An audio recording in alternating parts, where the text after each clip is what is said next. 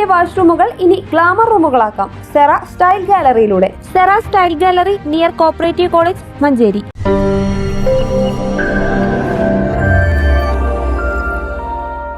തദ്ദേശ സ്ഥാപനങ്ങളിലെ പ്രവർത്തന മികവിന് ചിറമംഗലം നവജീവൻ വായനശാല ഏർപ്പെടുത്തിയ യു കലാനാഥൻ മാസ്റ്റർ സ്മാരക നവജീവൻ ജനപ്രിയ പുരസ്കാരത്തിൽ സ്പെഷ്യൽ ജൂറി പുരസ്കാരം നേടിയ മഞ്ചേരി നഗരസഭ 3-ാം ward councillor Hussain Mecheri award ഏറ്റുവാങ്ങി.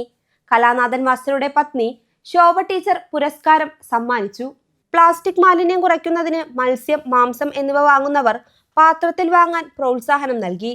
ഇങ്ങനെ വാങ്ങുന്നവരെ വാർഡ് സഭകളിലും മറ്റ് പൊതുസ്ഥലങ്ങളിലും പ്രത്യേക നഗരസഭാ സർട്ടിഫിക്കറ്റുകൾ നൽകി ആദരിച്ചു.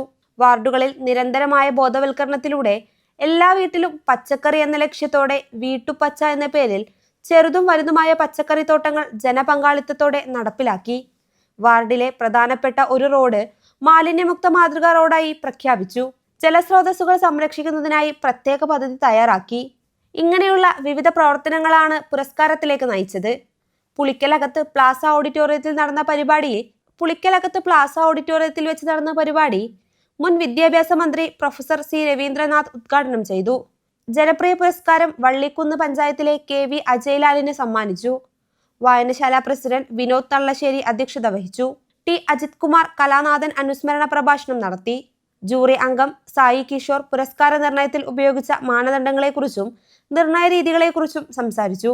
മുനിസിപ്പാലിറ്റിയിലെ പ്രതിപക്ഷ നേതാവ് T Karthikeyan, ward councillor Janisha മണ്ണാറയ്ക്കൽ എന്നിവർ സംസാരിച്ചു. സെക്രട്ടറി KP മനീഷ് സ്വാഗതവും വനിതാവേദി സെക്രട്ടറി K ശീതള നന്ദിയും പറഞ്ഞു. MTയുടെ പള്ളിവാളും കനൽച്ചിലമ്പും എന്ന ചെറുകഥയെ ആസ്ഥാനമാക്കി നിഷ പന്താവൂർ രചിച്ച് സാക്ഷാത്കരിച്ച പെൺതെളിച്ചം എന്ന ഏകപാത്ര നാടകം അരങ്ങേറി. News bureau, Manjeri.